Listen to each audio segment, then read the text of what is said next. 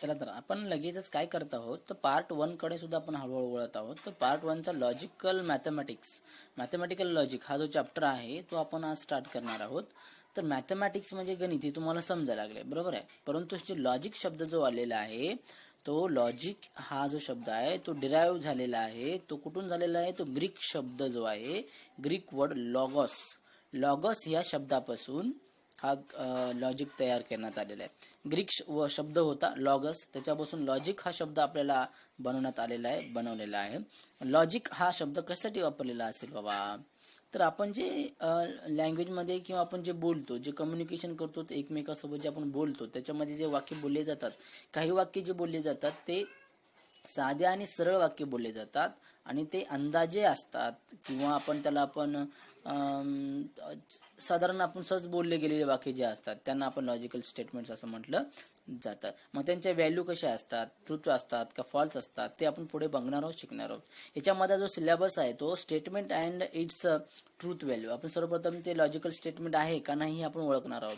तर logical statement ओळखण्यासाठी सरळ आणि साधा आणि सरळ कम्युनिकेशन मधलं कोणतंही वाक्य असलं पाहिजे, परंतु साधा आणि सरळ असलं पाहिजे, एक्झिस्ट असलं पाहिजे.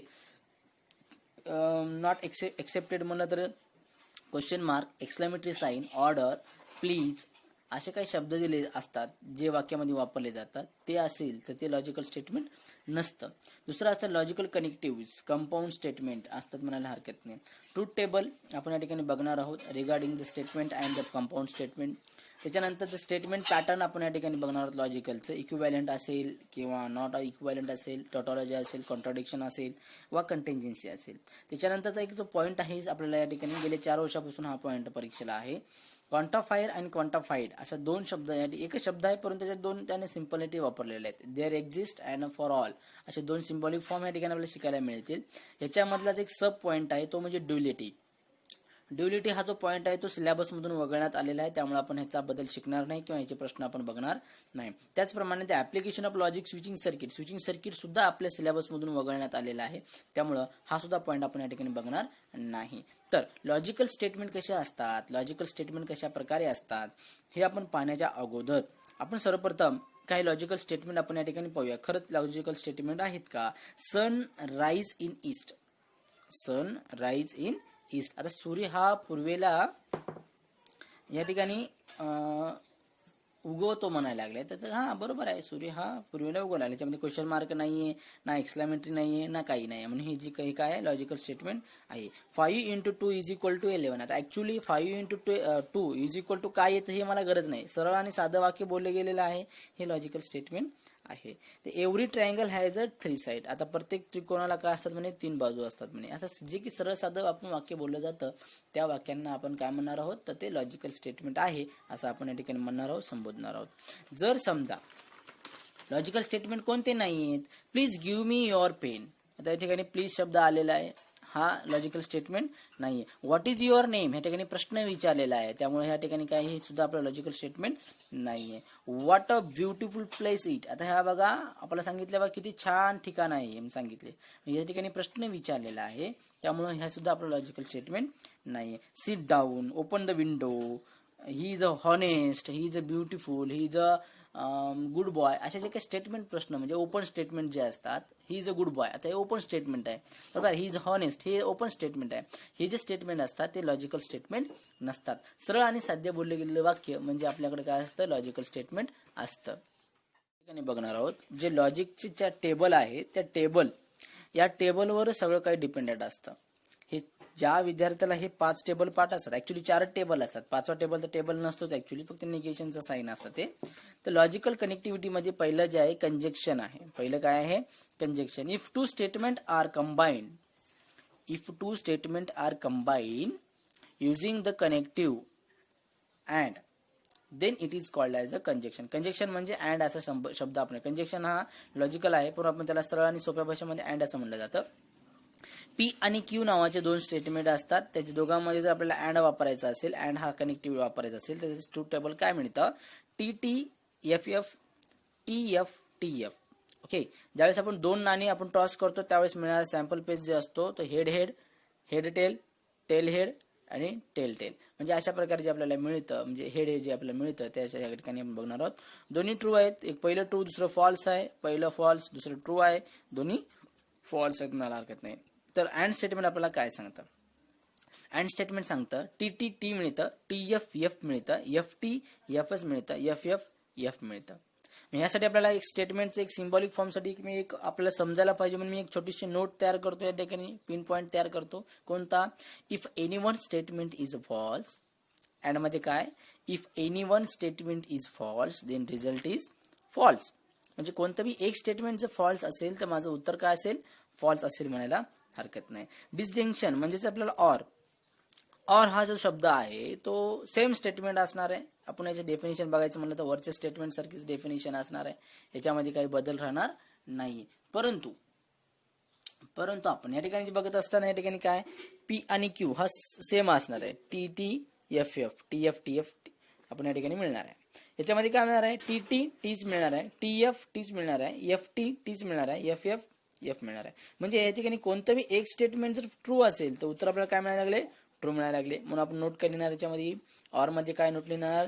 If any one statement is true then result is true, otherwise result is false म्हणायला हरकत नाही. त्याच्यानंतर कंडिशनल म्हणजे आपल्याला इम्प्लिकेशन हा शब्द वापरला जातो ज्यावेळेस स्टेटमेंटमध्ये if two statement are combined using the connective if and then, वाक्यामध्ये कुठे इफ अँड देन असा शब्द आलेला असेल, इफ काहीतरी देन काहीतरी असा शब्द असेल किंवा स्टेटमेंट असेल तर त्याला आपण इम्प्लिकेशनचं स्टेटमेंट असेल आहे म्हणायला म्हणतो किंवा आहे म्हणायला हरकत नाही. ते पी आणि क्यू स्टेटमेंट सेम असणार आहे, यांच्या व्हॅल्यू पण आपल्याला सेम राहणार आहेत. फक्त आपल्याला काय बघायचं? टी मिळणार आहे, एफ मिळणार आहे, टीच मिळणार आहे, एफ सुद्धा आपल्याला टीच मिळणार आहे. यासाठी नोट काय असणार आहे बघा बरं. फर्स्ट स्टेटमेंट ट्रू आहे, सेकंड स्टेटमेंट फॉल्स आहे. फर्स्ट स्टेटमेंट ट्रू आहे, सेकंड स्टेटमेंट फॉल्स आहे, देन रिझल्ट इज फॉल्स. तरच आपल्याला फॉल्स मिळते, अदरवाइज काय मिळायला लागले? ट्रू मिळायला लागले. बरोबर आहे. म्हणून याची नोट लिहिणार if first statement is true, second statement is false, then result is false, otherwise the all statement is true म्हणायला हरकत नाही. चौथा जो ट्रूथ टेबल आहे, चौथा ट्रूथ टेबल बघत असताना तर बाय कंडिशनल असतो. या इम्प्लिकेशनच्याच अपोजिट म्हणजे बाय कंडिशनल असतो. वाक्यामध्ये इफ अँड ओनली इफ असा शब्द कुठं आला असेल तर त्याला डबल इम्प्लिकेशन किंवा बाय कंडिशनल स्टेटमेंट म्हणलं जातं. पी आणि क्यू नावाचे दोन ट्रूथ टेबल आपल्याकडे जशाला तसे आपण लिहिलं. पी आणि क्यूचं दोन टेबल आपण या ठिकाणी लिहिलेलं आहे.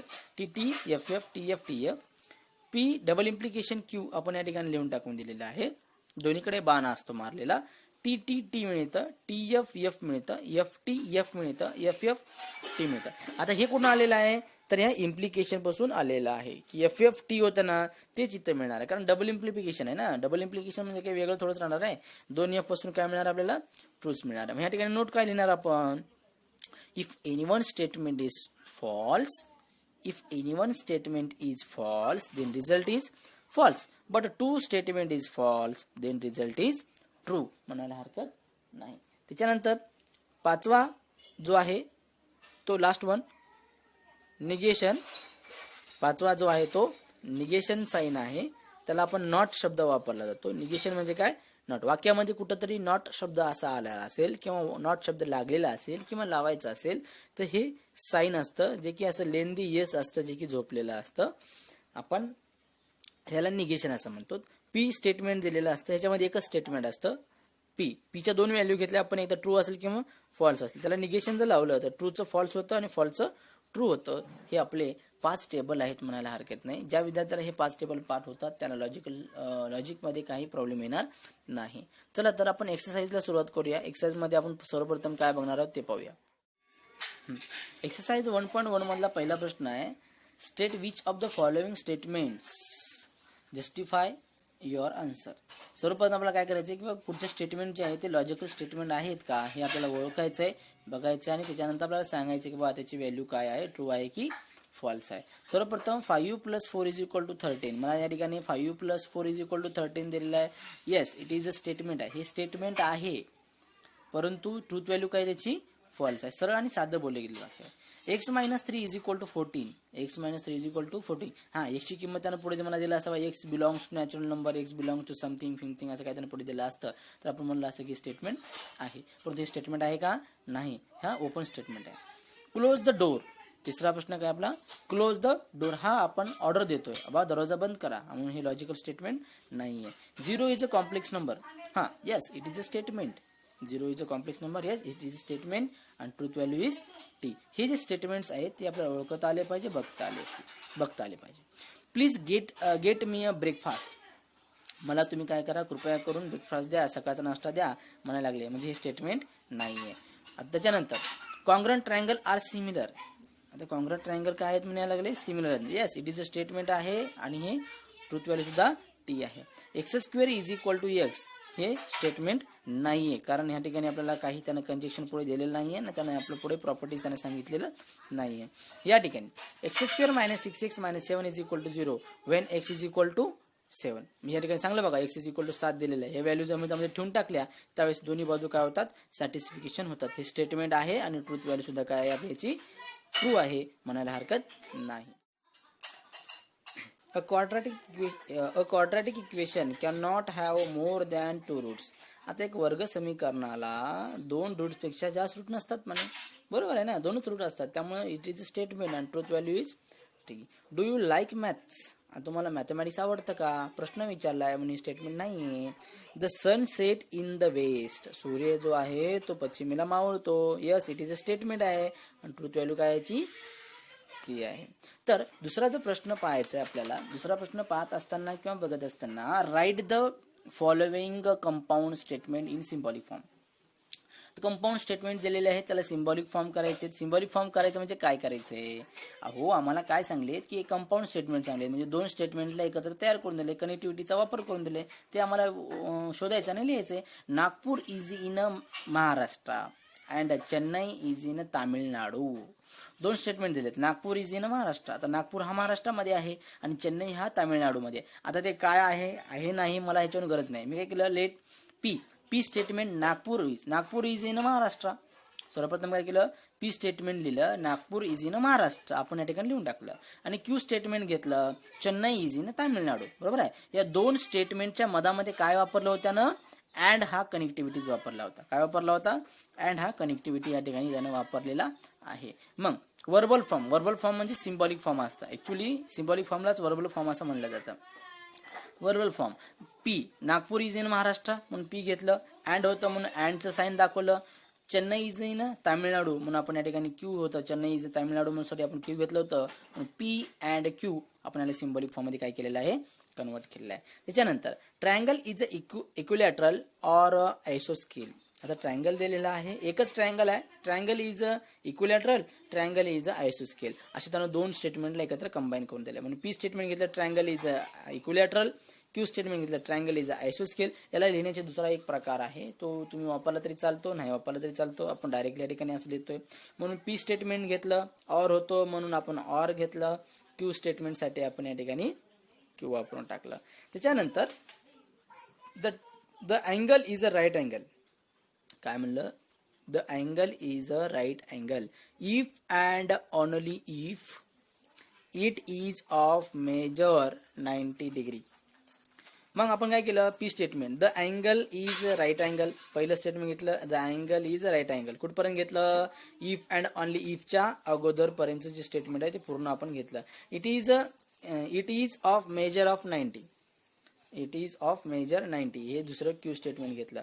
पी आणि क्यू दोघांच्या मधामध्ये इफ अँड ओनली इफ आले म्हणजे बाय कंडिशनल आले, म्हणजेच आपल्याला या ठिकाणी दोन्हीकडे बाण मारणार, म्हणजे डबल इम्प्लिकेशन साईन आपल्याला या ठिकाणी वापरावं लागतं, म्हणून पी डबल इम्प्लिकेशन क्यू म्हणायला हरकत नाही. चला पुढचं स्टेटमेंट जे आहे, angle is neither acute and nor obtuse. आता या ठिकाणी जो नायदर आणि नॉर हा शब्द जो वापरलेला आहे, याला नायदर आणि ऑर म्हणलं तरी चालतं, असं काही नाहीये. पी स्टेटमेंट जे आहे ते अँगल इज अॅक्यूट अँगल आहे, अँगल इज अॅक्यूट आणि अँगल इज ऍप्ट्यूस, म्हणजे अॅक्यूट अँगल आणि ऍप्ट्यूस अँगल या ठिकाणी त्याने सांगितलेलं आहे, बघितलेलं आहे. 2 स्टेटमेंट आपण या ठिकाणी लिहिलेलं आहे. वर्बल फॉर्म मध्ये लिहित असताना नॉर, नेदर आणि नॉर शब्द आल्यामुळं पी जे स्टेटमेंट आहे त्या दोन्हीला पण काय लागू होतं, तर निगेशन लागू होतं. Negation of P and negation of Q. या ठिकाणी नेदर आणि नॉर मुळे ह्याच्यामध्ये अँड हा शब्द दबला गेलेला आहे, लपला गेलेला आहे. एक तर ते अॅक्यूट अँगल नाहीये आणि तो म्हणजे ऍप्ट्यूस अँगल नाहीये, असं त्यांना सांगायचा प्रयत्न करायला लागला. म्हणून negation of P and negation of Q म्हणायला हरकत नाही. त्याच्यानंतर क्वेश्चन नंबर 3 जो आहे, राईट द ट्रूथ व्हॅल्यू. आपल्याला स्टेटमेंट दिलेले आहेत, त्या स्टेटमेंटला व्हर्बल फॉर्ममध्ये, सिम्बॉलिक फॉर्ममध्ये लिहायचं आहे आणि त्याच्यानंतर त्याचं ट्रूथ व्हॅल्यू ट्रू आहे का फॉल्स आहे आपल्याला या ठिकाणी पाहायचं आहे.